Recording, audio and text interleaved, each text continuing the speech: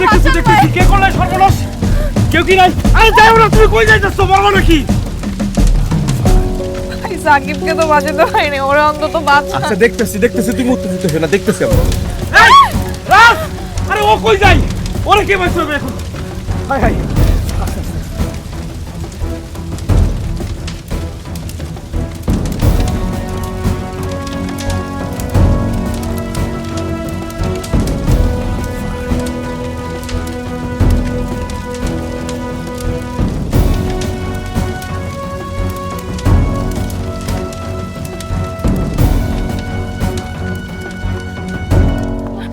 ঠিক আছে বাচ্চাটা